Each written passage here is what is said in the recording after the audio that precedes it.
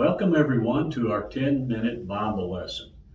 If you've been following us, you know that we've been doing a series on Jesus's parables. And we're going to do yet another one today. Now this will be the last one. Next time we'll be starting a new subject. But we're doing a parable today. I think that it's known as the parable of the laborers. But to me, it's about the laborers, but it's also about the landowner. It's about a generous landowner. In fact, this landowner, what he did, he went and hired unemployed laborers to go and to work in his vineyard. And some people think that this parable was told to explain the last verse in the previous chapter.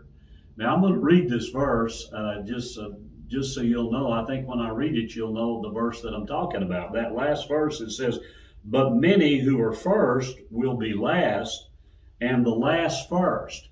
And maybe you've heard of that verse before. Maybe you've even said that before. You said, well, the last will be first and the first will be last. Maybe you've just used that in ordinary speech, but it's actually a verse. And some people think that this parable that's in chapter 20 of Matthew was told to give a better explanation of what that means. Well, let's go ahead and read the passage. And well, before I do, let me just say that the landowner is a representation of God. So if you could just think about that when we're reading the parable. Now, this parable is a really long parable, so I just kind of picked out some of the verses in it. But I think I've captured the meaning of it. Let's read verses 1 and 2 of Matthew chapter 20. It says this, it says, "For the kingdom of heaven is like a landowner who went out early in the morning to hire laborers for his vineyard. Now when he had agreed with the laborers for a denarius a day, he sent them into his vineyard." So this parable tells us that this landowner went to the marketplace, and early in the morning, I would just say around 6 o'clock, and he made an agreement with those that were there to go and work in his vineyard. Now he went back to the marketplace. This is what I think is kind of interesting. He went back. The scripture says that he went back the third hour. Now what the third hour was around 9 o'clock in the morning. And then it says he went back at the 6th hour, which would have been around noon. And again, he went back at the 9th hour, which would have been about 3 o'clock. And finally, the scripture says that he went back at the 11th hour, which would have been about 5 p.m. So he did all that. Now he was kind in that he was hiring the unemployed, but there's something in this parable. If you look closer, there's a little subtle difference in the parable about how he agrees with the people that he hired. Now, the people he hired at 6 a.m. in the morning, real early in the morning, they kind of wanted an agreement. There was an agreement between the landowner and the laborers. And the agreement was that they would work in his vineyard for that day for a denarius. And now a denarius was about a fair amount of wages for one day. But anyway, but there was something else that was different about it. Was the other people that he had hired at different times, he didn't really enter into an agreement with them. He simply told them that if they would go and work in his vineyard, he would pay them whatever was right. Now I think that's an important thing in understanding the parable. So he did that. Now at the end of the day, he paid everybody. But here's something else that's interesting. He chose to pay the people who worked last first. And I thought that, and there was something else that was a little bit different about this that was interesting, is that he chose to pay the people that he hired last the same amount as the people that he hired at the beginning. And I think that's kind of an interesting thing. Well, of course, when the last came, when they had finished their work and they had worked all day, well, they thought they were going to get more, but they didn't. Now, you see, they received the same one denarius that they had agreed with the landowner at the beginning. When they had that agreement, they got exactly what they agreed on. Well, let's look at verses 9 and 10 of Matthew chapter 20. It says, "And when those came who were hired about the 11th hour. Now, they had only been out there about an hour. So it says, they each received a denarius. But when the first came, they supposed that they would receive more. And they likewise received each a denarius. So what do you think happened? When those people that were hired and had been working all day and they came up there, what do you think they happened? Well, I can tell you what happened. They complained against the landowner. And I think this is kind of the lesson in here for us. And it has to do with our attitude.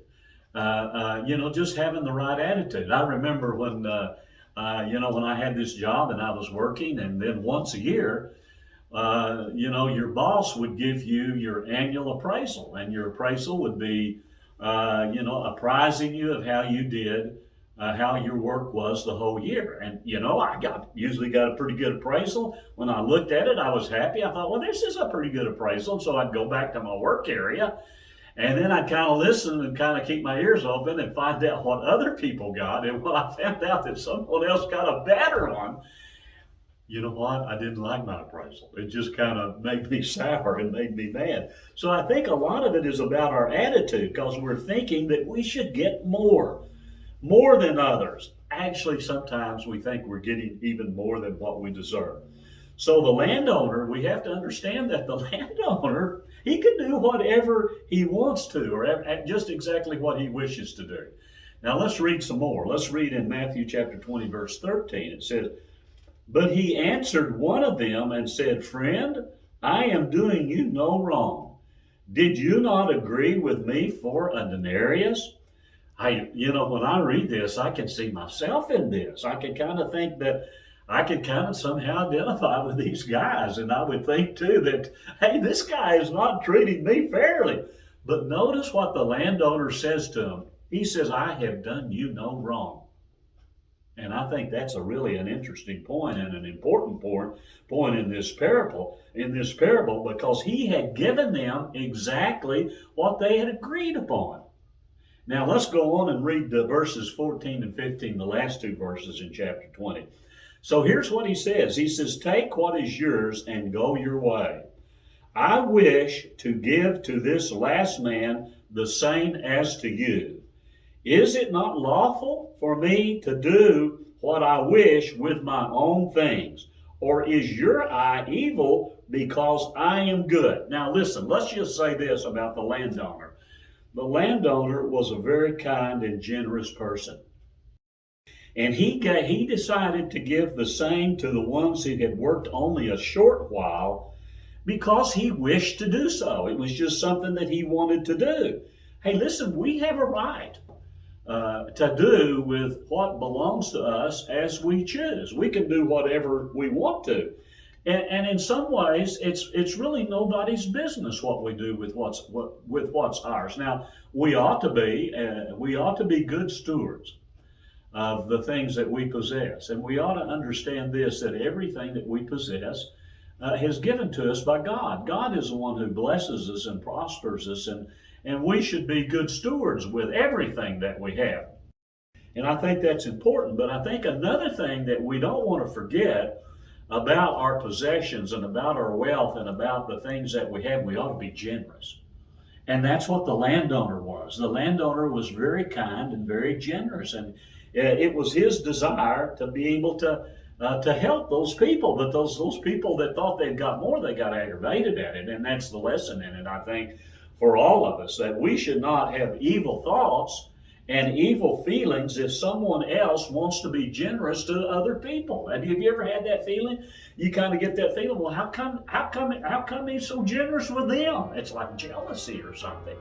So this is, I think, a very interesting parable. It's a little bit hard. I'm not saying I understand the parable completely. Sometimes people think this parable is talking about heaven and talking about rewards. Perhaps it is, but I think that there's a principle involved in this parable about jealousy and about our attitude and about getting upset when other people want to do things that's kind to other people. Well, I hope that somehow this has been helpful to you or encouraging to you, and we appreciate you tuning in and listening to us. We hope you have a really good week, and we hope that you'll join us next time. Now, next time we're going to start a new subject, and the new subject is going to be the subject of love.